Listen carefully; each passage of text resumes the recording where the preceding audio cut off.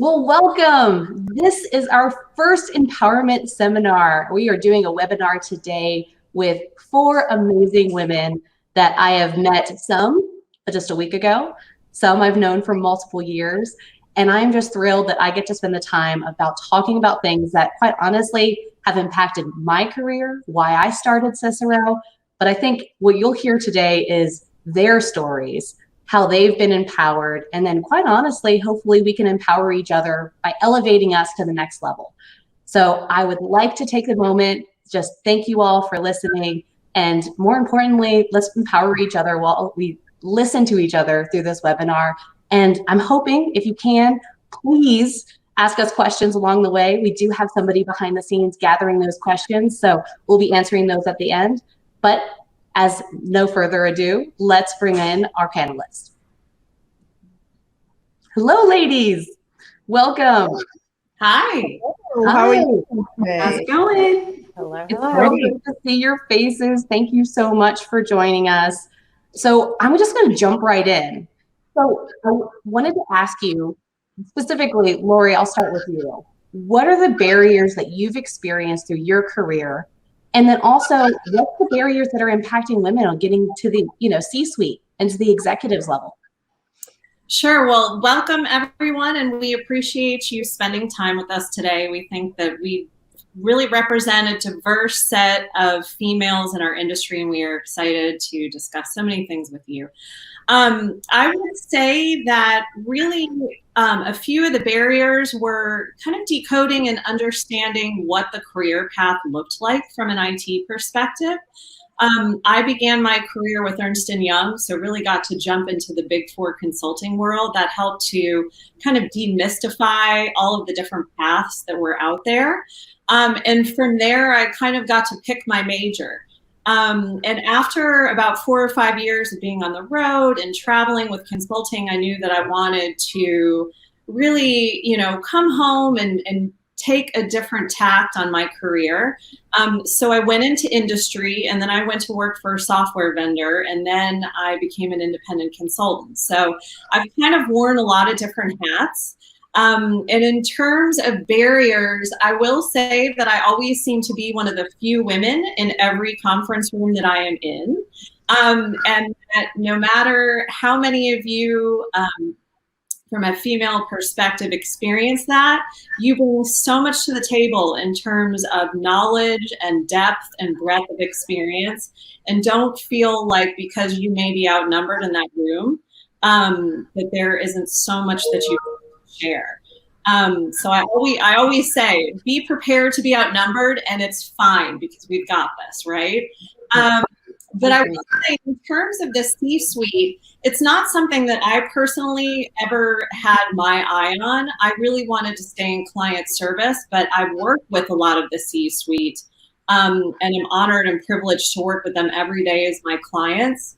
And I see so many women in these positions now, and I really think it's all about work-life balance, because you obviously do have to put in so much time into your job, into your knowledge and learning and being very, very good at what you do, that it's a balance between our home life, our families, and as well as, achieving your work successes.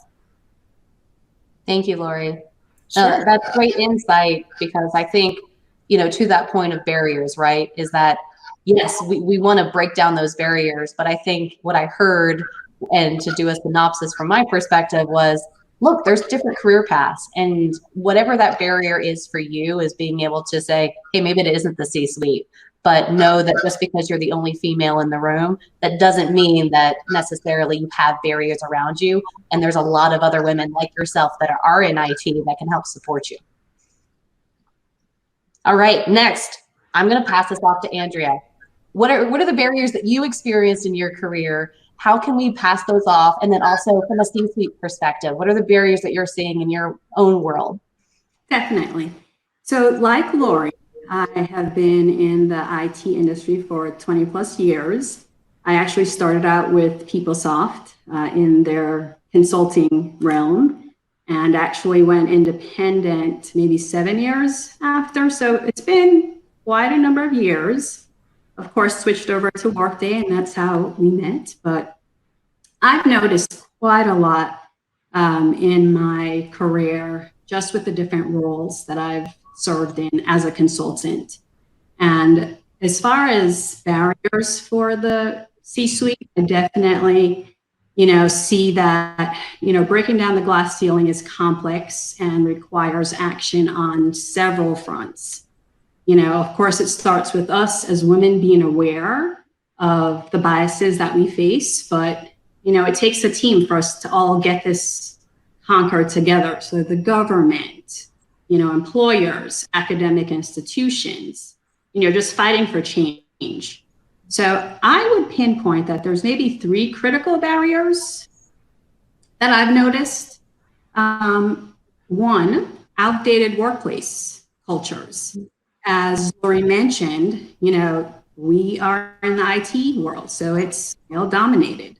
So, some cultures view women with shortcomings and not as workers who are valued and recognized for their contributions. And there's really a lack of support for that work-life balance when we are women with kids, or, there's women with as single moms. 2, I would say, is definitely prejudices and biases, stereotypes about women, in particular women of color, which limit opportunities, undermine advancement, and depress wages. Number 3, I would think that there is a lack of sponsorship. We need advocates who's going to bat for us. Women are, if you're looking to get to the C-suite, there are prerequisites for getting there. So you need someone who's going to be that advocate for you. I've seen that many women end up in placement jobs that are dead end. You can't get to the ladder, the top of the ladder like you should. There's limited or no access to those networks, which put you in the pipeline for those promotions. So that's my take. Thank you, Andrea. I think something that really spoke to me while you were talking was around the idea of that sponsorship. How do we support each other to do this? Because there are individuals that are trying to get to that next layer and they just can't, or they just don't have the tools in their tool belt to do so. And, looking from a woman's perspective, clearly with this panel, is how do we support each other by doing that? Correct. I agree with that. Katie, what about you? What about your experience? And Katie, quite honestly, is the person that I got to meet only a few weeks ago. So I'm thrilled that she is here. But more importantly, I think she has a great experience from her career path and how she's already broken down barriers. And then on top of that, would love your perspective on how do you break the barriers from the C-suite? Thank you. I appreciate you having me.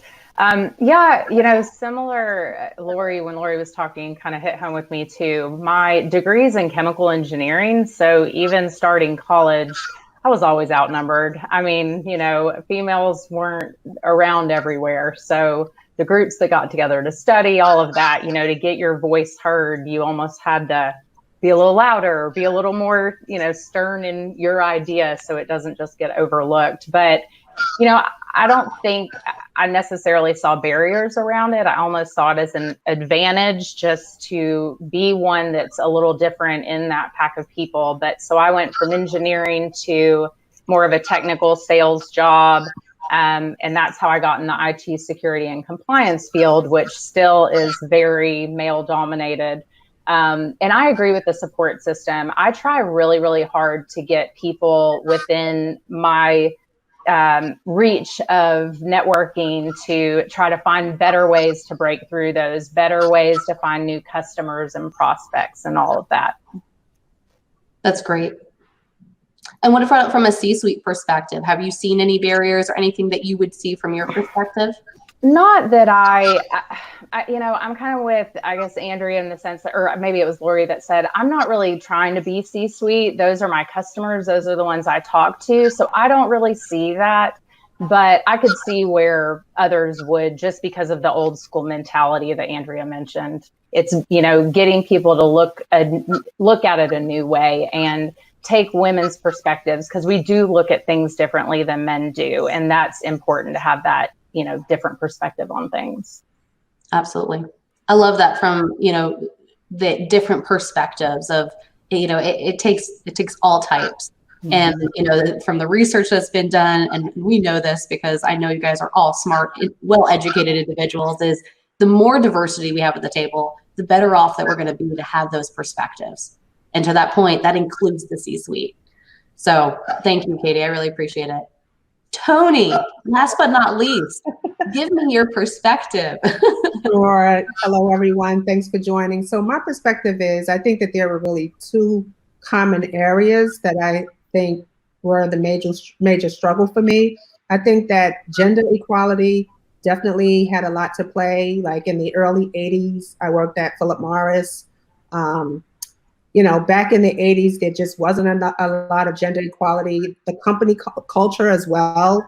A lot of companies I think, didn't really have a lot of support for women. I think that women at that time and even today are still held at higher standards. So a lot more of it is expected of us, even if we want to hold the same role as a man. So I think that for me, what my experience was that I just saw, gender equality, company culture. I think also that businesses just weren't ready to hire women in executive positions. I always say that in order for you to have an opportunity, you always have to have somebody in the room who supports you and speaks on your behalf when you're not in the room. And so I think that those were some key things that I did not have early in my career. I think, like many of you women have said here, it does take a village. You need support. You need respect, right?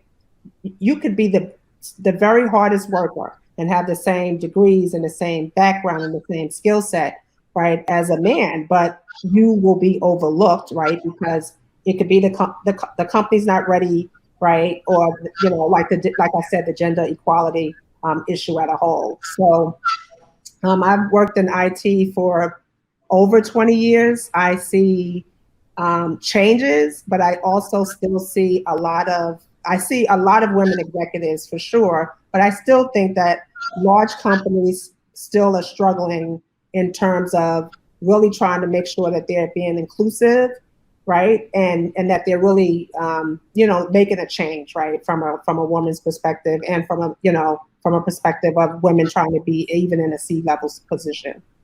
So that's my stance. Yeah, I will say, for a woman that owns a business, I always feel like I get the feedback of, well, how do you balance that in your kid's life and being a mom?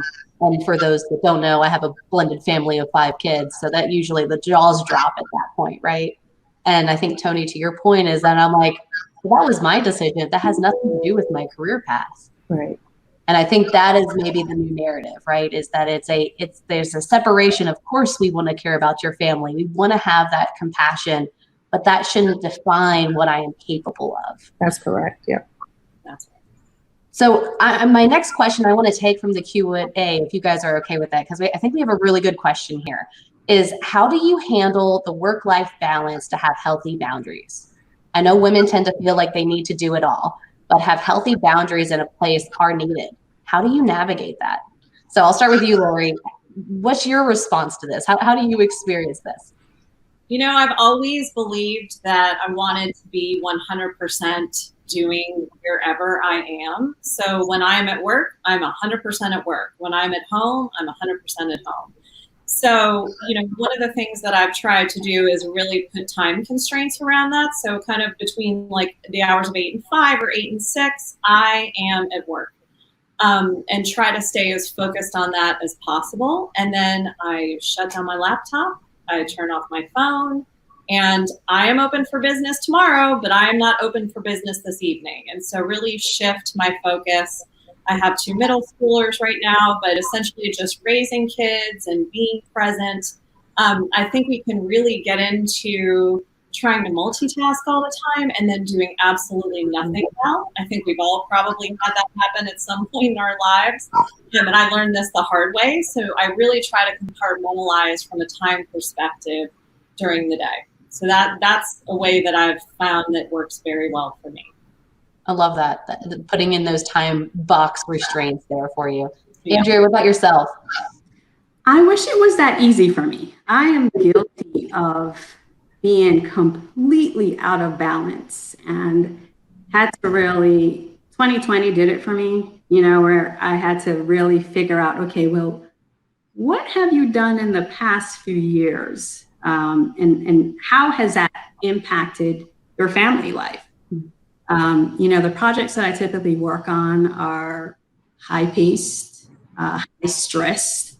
We have tight deadlines and, we have to be successful. And so multitasking, I would, be on conference calls at nighttime or, at a dance game but I realize, and I know this, that it's been a struggle. But after 2020 and being home and, just taking a pause on what's really important to me and my family, I realize that I have to put those boundaries. I have to shut it down at 5 p.m. I have to spend that quality time, at dance practice or, whatever games there is. So it's critical for our mental health, so that we don't get burnt out. And, we are multitaskers by nature. We are just nurturers and we want to do it all. But, we just have to get to that point in our lives when we say enough is enough and we have to take care of home. So.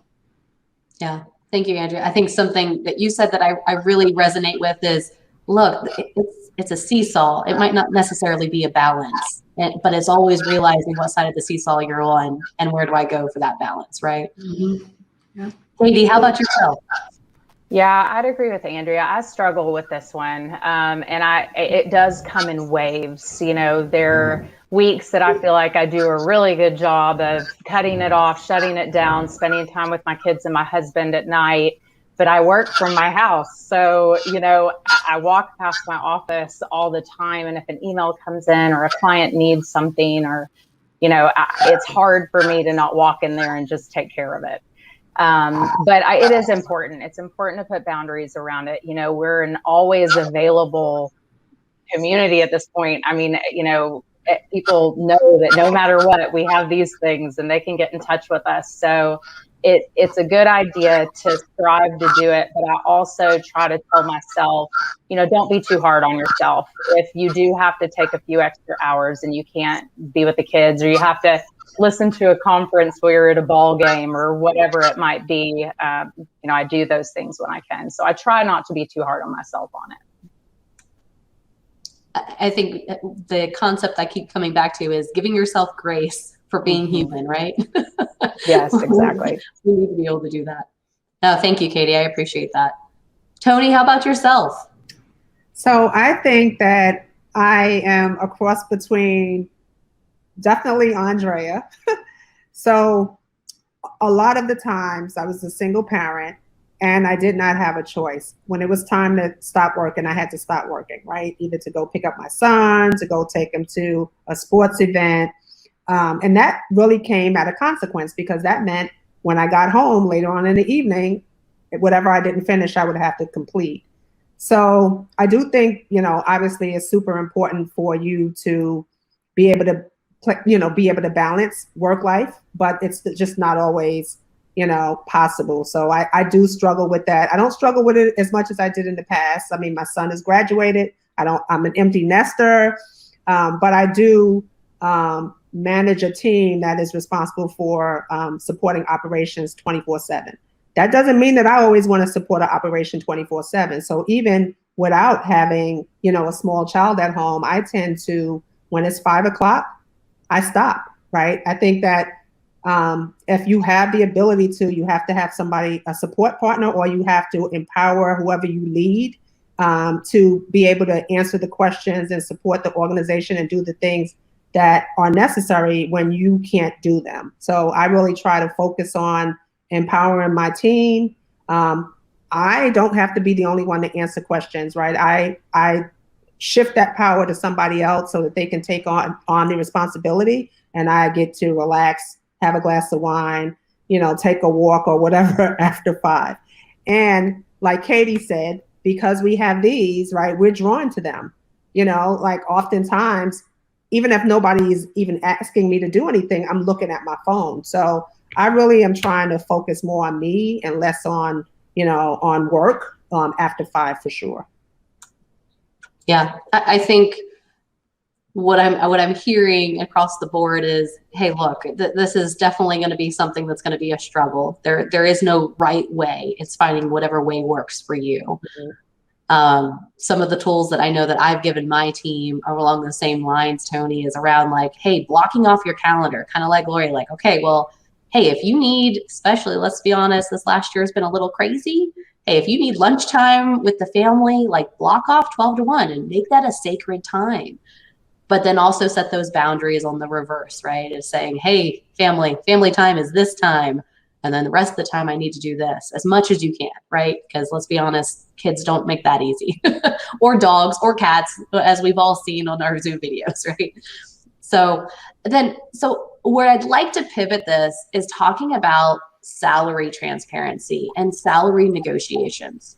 Because a lot of the conversations that we hear from, even a Cicero perspective is, how do I make sure that I'm getting paid the right way? How am I making sure that I'm paid the right amount? How do I make sure that I'm having the right conversations with management and leadership? So I'd like to start off with Lori talking about, what does salary transparency mean to you, and how have you navigated asking for raises and making sure, and obviously you being an independent in your past, how do you talk about that money in a very effective way as a woman and as an independent consultant too? Well, and I think it's fair for us to ask for more money than we often think that we should. So I come from the perspective where I've spent about the last 10 to 15 years in an independent consulting space. And 2 resources for me have been recruiters actually in the field, who know very, very well what different resources and roles are worth and what they see all the time. So I've often used other recruiters as a resource, and I've also used my peers as a resource too. Not ones that I'm working directly with, but ones who are in similar functions to what I'm doing. So from an independent standpoint, those have been a very good resource. And then in the past, when I was in corporate America, really using a lot of market data and doing as much research as I could on things like Glassdoor, and really understanding different sources of market information that are available to us is very, very key. Yeah, I think it's important to say there's tools out there, leverage as much as you can. And to your point, having your peers that are willing to have those conversations is saying like, look, I just want to make sure that I am paid equally for the amount of work that I'm doing. And having that conversation is really important. Scooting on to Andrea, because I know you are passionate about this. Tell me your perspective on salary, transparency, as well as negotiations. Well, definitely, I am a big proponent for the salary transparency. It gives way to understanding where you are in the marketplace. Maybe you're not paid as much. Right now we know where the pay gap situation is. Women earn less than men, and the gap is even wider for us. So it's a step in the right direction. It removes any biases from, your salary, where employees can now get paid based on their skills or education and years of experience. It gives others an opportunity to, move up the ladder if you're not, where you need to be. Negotiations, I'm all for it. Of course, like Lori, I'm independent. So I've always negotiated my rates with recruiters. I just know my worth. And of course, I understand what the industry is paying for different roles. And so, of course, it's based on, whatever role you're applying for independently. But in corporate America, I also see women at a disadvantage where 60% of women today, they never negotiate their salaries for whatever reason. They might be fearful, of asking. And there's two forms, right? When you first get your job and when you actually have the job and it's time for a pay increase. So, I have conversations with many. I'm like, I've met people that have never negotiated just because they were fearful for what people would think of them. They're just grateful for having the job. And I think the more that we're aware of where we are, as Lori said, there's salary.com, there's different resources online where you can plug in your current job title, put in your education, your certificates, the number of years experience that you have, and it will let you know what the market is paying for based on state, based on locations, because about, cost of living adjustments. So really take the time to get your salary to where it needs to be, to lessen that pay gap that exists today. Yeah, I will say that I have heard very similar conversations had of like, I'm a little afraid of losing my job, or I'm afraid of doing this. Something that one of my individuals, specifically my mentors, told me to do is say, what do I need to do to make X? It pivots the whole conversation. It takes it off of your shoulders. It gives them the opportunity to tell you what you need to do to meet that criteria. And then it doesn't put it all in your information and that you have to be worried about it. So I really like that. Katie, how about yourself? Being on the employee side, bringing some more insight. Yeah, I don't have a whole lot to add to that. I'm in sales now, so I kind of determine my own, what I make every year. I mean, that goes towards how I work towards those sales, what happens. As far as the salary, yes, of course. And I agree with you all. I mean, I've talked with recruiters. I've, talked with people in the industry that I know well enough to have those conversations just to be sure, it's about par to where it should be in the market. I dip my toes in the water here and there just to kind of see what's out there and see what could be. But I agree with everything else they said, just as far as, utilize the tools, talk to people and trust, but believe in yourself.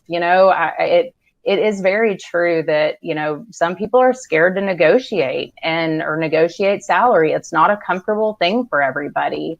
But at the end of the day, it's what affects you. And, if you're passionate about what you do, you should be paid for what you're passionate about and how well you do it. Yeah, absolutely. That passion criteria of you just fight for it. If you're wanting it, get it, right? Yep. So I know Tony and I have had a lot of conversations around salary as well in our past lives. But Tony, give me your perspective on salary negotiations and salary transparency. So I would definitely say bargain, bargain, bargain. I bargain. I am not afraid to lose an offer if I feel like I'm not getting what I feel like I'm worth. I think that we are not deals. We're packages. We come with skills. We come with experience. We come with education. And like many of the women here on the panel have said, you have to know your worth. Definitely understand what the market amounts are, right? Across your country, your location. I think, using all of the tools for sure is the best way to go. But like I said, I think the number one thing is you just, really don't want to be afraid to negotiate. I've been in situations where I know or knew that, I was hired at a lower salary because I accepted the offer, but I also knew that I was going to continue to try to get more money while I was in my position. And I was definitely asking those questions around, what do I need to do to get to the next level, right? But the whole thing is you want to get as much as you can when you come in the door, because once you're in there, there's no guarantees, right, for you to get more. So I always ask for more than I feel that I'm worth. I love that, because I will say for myself, coming straight out of college, working for, a company, I was directly denied a promotion because it was too much of a jump. And so to that point of being able to say, hey, this is too much of a jump for you. You don't necessarily deserve that. Giving each other the grace to say, well, if you're going to be in this role, this title, let's give him an opportunity. So I agree. Going in the door, it sets a precedence of, well, this is how much this person is worth. And it makes it very different to then, as I'm sure you guys have all heard this as well, you have to jump to make more. Because then you set up a new precedence of, this is what I am worth as you go through that journey. And the other thing, sorry. Oh, go ahead. And the other thing is, a lot of times, like, the recruiter will throw you off guard because they are saying, oh, so how much are you looking for? Without you even understanding, what are you asking me to do? Like, what are the responsibilities? What are you looking for me to be accountable for? So I always flip it. Like, I want to know more about the role before you try to ask me about how much, money am I expecting? So that's the other end of the stick too. Yeah, that's very true. Am I managing people? What kind of responsibilities? All those things, right? Absolutely. So I'm gonna quickly pivot again over to our Q&A. There was a question around, what recommendations do you have for finding a great mentor to help you with your career growth and development? Lori? Well, I was thinking about this question. I think there really are two great paths. One would be really looking inside of your own company first. Essentially, if your company is devoted to enhancing your career path and understanding what skills and talents you bring, you could certainly look inside of the company to say, who is in what roles? What kinds of those roles might I like to do someday? And approach those folks to say, would you consider mentoring me? I think people are always honored and privileged. I know when I get asked, how have you gotten to where you are in your career? Would you mind having a career path conversation with me? I am delighted to have those conversations. So don't ever be afraid to look first inside your company, particularly with folks that have the roles that you might be interested in. And then I also think we have an amazing resource in LinkedIn. LinkedIn is a huge wealth of people that are in all industries and all roles and all levels of connection to you. So you may have a first connection. Maybe kind of start with your group of first connections, see what kind of roles people are in. And if not, you can sort of cast that web a little bigger to be in certain companies or certain geographies or certain titles. And don't be afraid to reach out to people. I think people are so open to connecting in that sense. 100% agree with you, Lori. I will say that's one of my, I should say, secret sauce techniques, is going on LinkedIn and saying, this person looks awesome and they have a really cool job. Can I just ask them to spend 10 minutes with me to tell me, what do you do? Absolutely. I haven't been turned down once, just so that everyone is aware. And I do it probably methodically at least every 6 months. So I don't want to say how old I am, but that's just giving you an idea. No, it's great insight. Andrea, how about yourself? I think I've been fortunate to work with really some great women.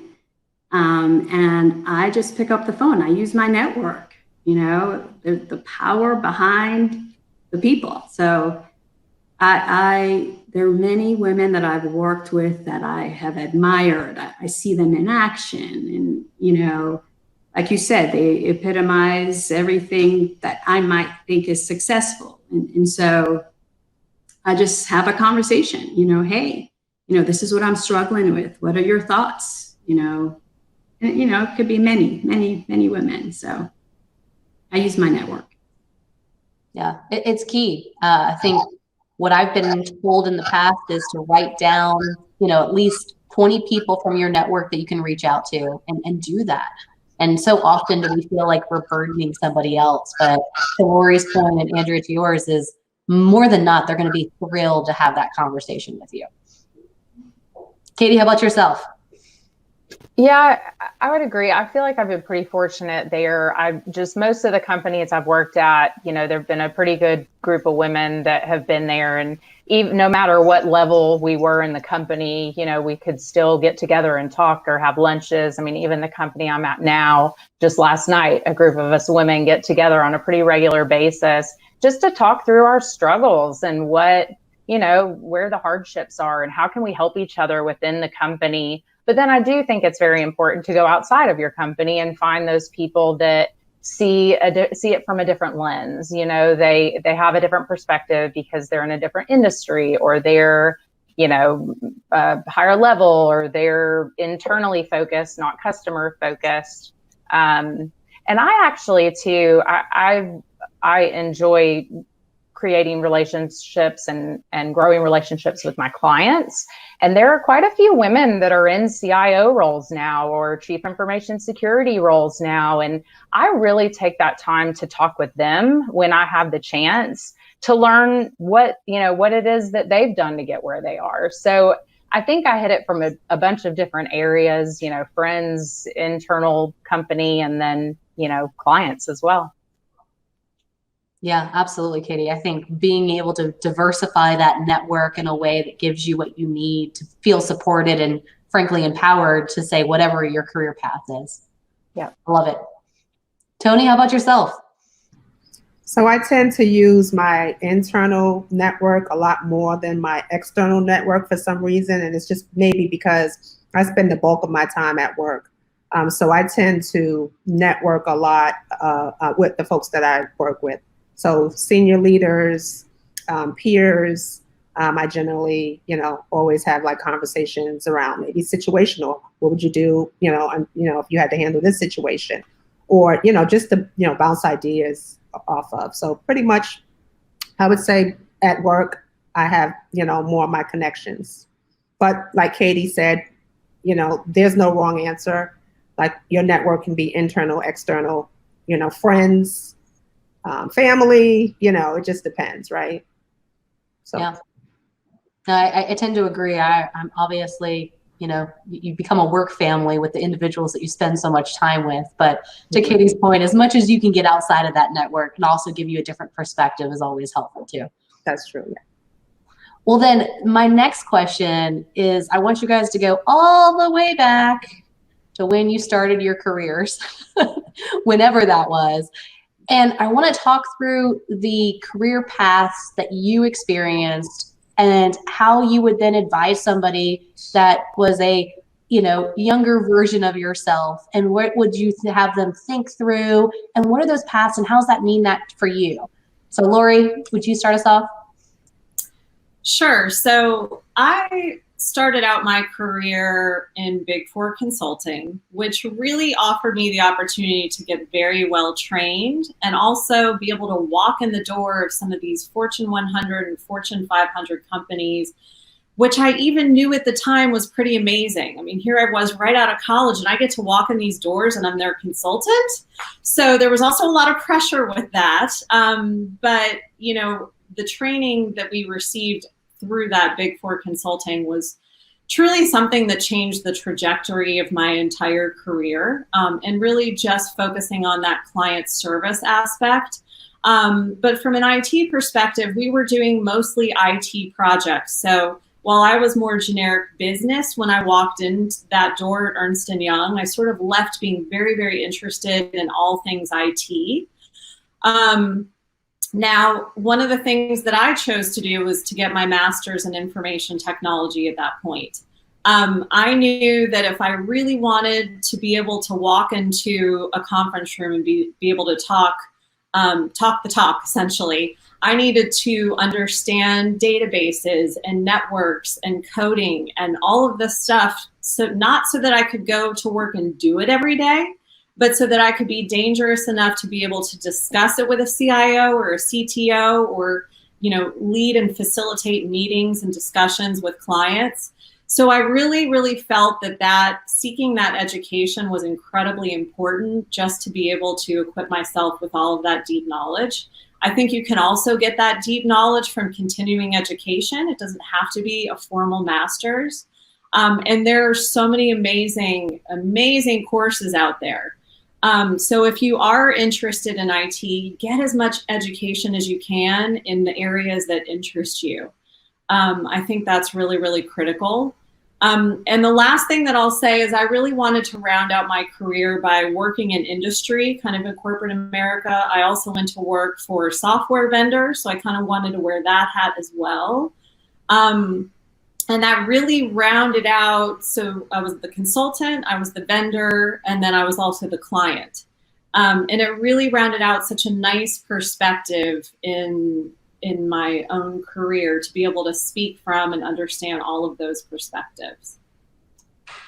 I love that, Lauren. I know we've had the opportunity to talk in the past, and that is very similar to my past experience of having that well-roundedness of how do we then leverage the career paths that you've had to say, what is the different perspective and seeing those gaps? So I really appreciate that. Andrea, how about yourself? Ooh, straight out of college, I was going to law school. So it was, my path was a little different. I actually landed at the software vendor, and it was a switch for me. I was like, wait a second, this is really where I want to be. This is what I'm passionate about. What was I thinking? Trying to be an attorney. That's boring stuff. I get to stand in front of clients. I get to design applications. I get to train. This is where I want to be. But I went through different roles with a software vendor. It was PeopleSoft way back when.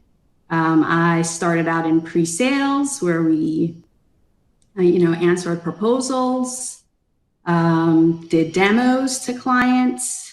Then I was actually on a career path. It was just you could select what you wanted to do to get to your end result. So I wanted to be a consultant, but I didn't have that background. I didn't have a computer science degree. And so I was put on a path to get there. So it was pre-sales, then I did training. I became a certified instructor within the HCM applications. So I was able to learn the nuts and bolts of every application, theoretically. Of course, next, it was not theoretically, but how do you practically apply everything that you've learned? So I got aboard the PSG is what it was called back then. So I got into the consulting world where I was able to work with clients on implementations, upgrades, assessments, audits, you name it. And so I kind of went with where my passion was and what my background was, so I got into the HCM designing project world instead of programming, because of course I didn't program for anything. But, I think it's just really what you enjoy doing and what your passion is and what you feel that you're good at. So IT is definitely, there's different roles. You could be a programmer, you could be a project manager, you could be an architect, so it just depends on, like Lori said, what your heart's desires are. And there's different sort of certificates out there if you just don't have the background. So. Yeah. And what I took away from that also, Andrea, is don't be afraid to just jump into IT, even if this is, hey, somebody on this call is listening or sees this video after the fact. It doesn't matter where your career path's at. Jump in, see if you like it, and know that there's always another opportunity out there. If you have the gumption, go for it. Katie, how about yourself? Yeah, I would agree. I think I touched on this earlier, but my degree's in chemical engineering, which obviously does not have much to do with IT security and compliance, but it's analytical, it's process driven. So when I got out of college as an engineer, I did go work for a manufacturing company and did strictly engineering work. I found out pretty quickly that it just wasn't for me. I felt like I was talking to the cube walls around me because I just needed more interaction. So from there, I was fortunate enough that one of the companies I worked for had me going out on the field and seeing clients. And I almost became this liaison between the customer and then our, deep engineering team because I could talk both ways. And that's when I was like, you know what? I think I enjoy this sales type or client facing role. But, when I went into engineering, that was never something I had considered. So went into a client facing role and realized that really was my passion. And so I ended up leaving that organization just because there wasn't a true role that kind of fit what it was I was looking for. But and landed where I am now, and I've been here for 6-7 years, and I love it. I mean, I'm passionate about it. Yeah, there are days where I'm banging my head up against the wall and not happy, but most of the time it's really what feeds me and gets me up and going. And I think that's the biggest thing. Like, figure out what makes you tick, what makes you want to get up every day. Not every day is going to be easy, not every day is going to be good, but a majority of them should be. So find that job and look outside the box. It doesn't have to be what your degree's in, and you can create that vision for you and where you want to be in your life. So definitely don't constrain yourself to what your background is. Push yourself forward to what you want to be and where you want to be and what you want to be doing.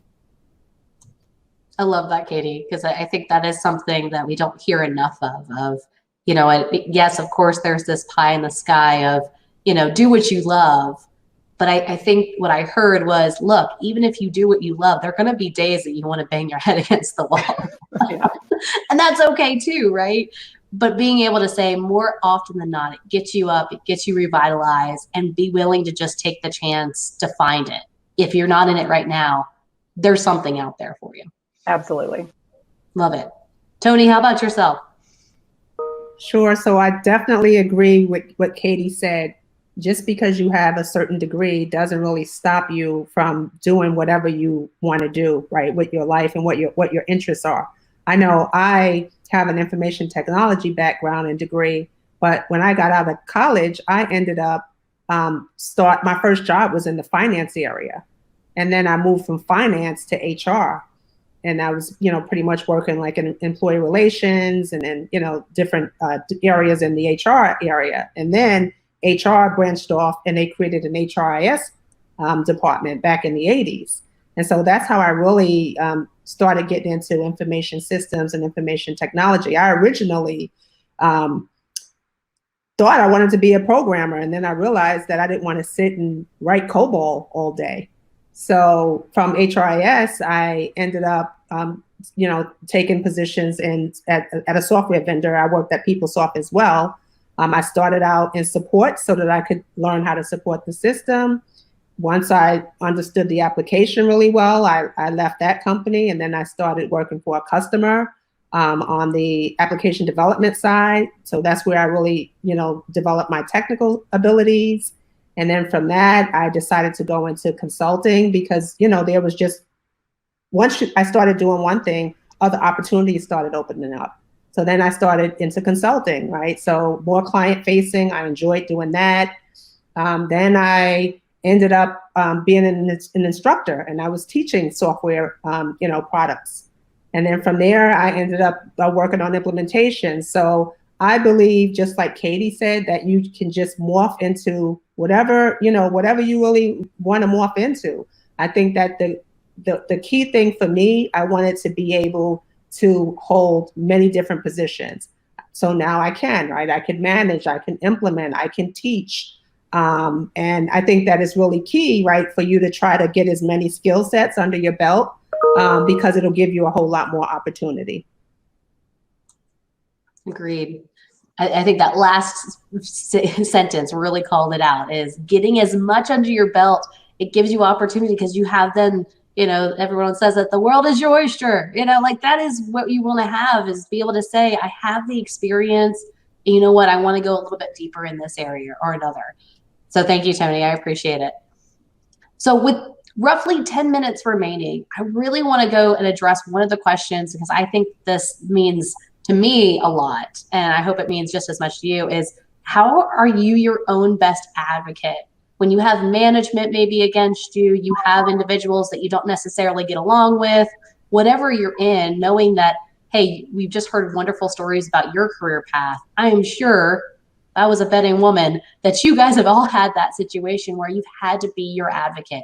And what kind of tools can we give the audience to say, here's some things that you might do because it worked for me? Lori?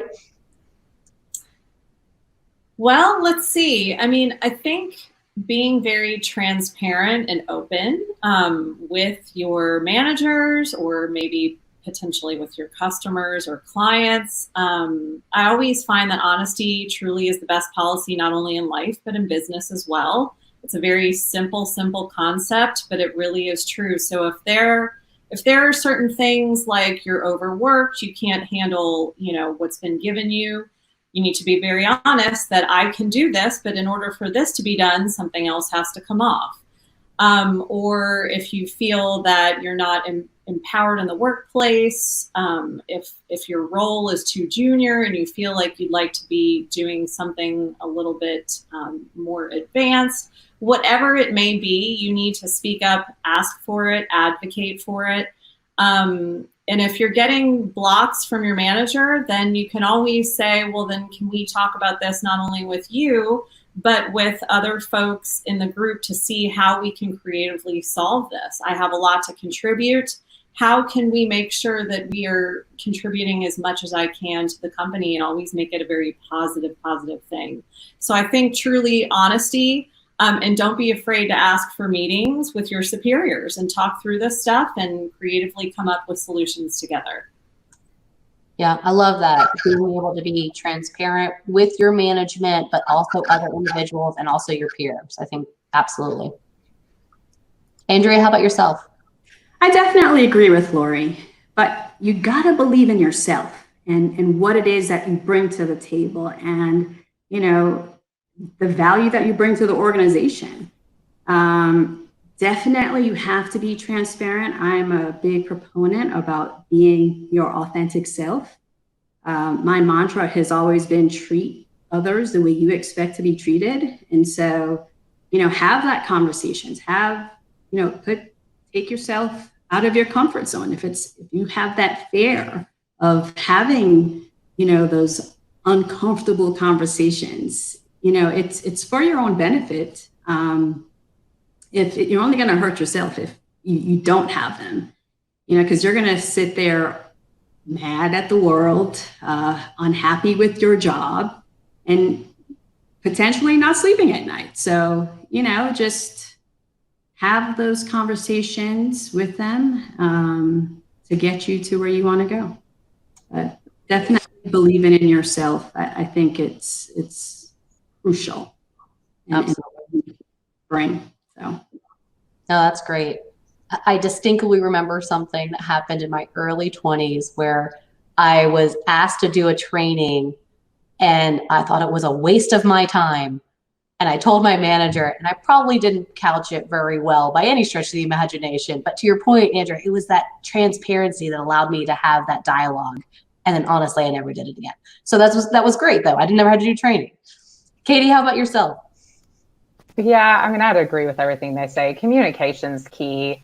One thing I struggle with and I try to work on, and my manager and I have a very good relationship, fortunately, is I get so emotional, or I get very, I'm just emotional about a lot of things because I'm passionate about it. So I have to be careful when I'm communicating and advocating for myself that I'm coming forward with facts and I'm coming forward with, all of those pieces and not just my deep passion of what I think should be right or what should be going on or where I should be going or that kind of thing. So, just making sure that you have you know, all the things behind what you want to communicate, and communication. I mean, it solves all, right? It does. And I think something you said, Katie, and I want this group to hear it, and whoever ends up watching this or is currently watching this, is it's okay to be emotional in those conversations. But to Katie's point, being able to have those facts that back it, because I think sometimes I've heard it said many times, well, she cried during whatever. That's okay. You can totally cry. If that is the conversation and that was where your emotions take you, don't feel like that's a bad thing. Also, just make sure that you're having that information to the table that supports you, because to your point, I think women are passionate and we do have emotion, and darn it, we rock it. So thank you, Katie. I appreciate that. Tony, how about yourself? I will wrap it up. I agree with what each and every one of you have said. I think that the key is, if you feel that you're not supported, that doesn't mean that your manager really understands that you feel that way. And the only way is through communication. It's happened to me many times. I did not feel supported, and I definitely had to bring the conversation to my manager. Hey, you know, you put me on this project, but did you really mean to exclude me from all the meetings? You know, sometimes people are just going 100 miles a minute. And then if it truly is an issue, you know, one recommendation is, you know, sometimes you may have to look to move in other areas, you know, if you really feel like you're not going to, you know, be successful in the position that you're in under the current leader that you're with. But definitely transparency is key. Absolutely. Well, I will say, and thank you, Lori, for putting this in our internal chat. And I hope that I'm speaking for everyone on this call, is for anyone that is watching and wants to be mentored by any of these individuals, they're open to it. You know, this is why we brought these individuals together. They're amazing. You've heard their career paths, where they're going, where they've been. And I'm sure every one of them would love to have the opportunity to talk to you, give you their perspective, and give you any insights. And then also just being that sounding board. What you heard today was around career trajectories, what those barriers are. A lot of it has to do with using your network. And I hope now you realize that these wonderful women are part of your network, and that you have them as a resource to reach out to and empower you further in your IT career. So I truly appreciate your guys' time. I appreciate, for those that are watching, if there's anything that we can do to empower you and make your day better, please reach out. Thank you all. Thank you. Thank you.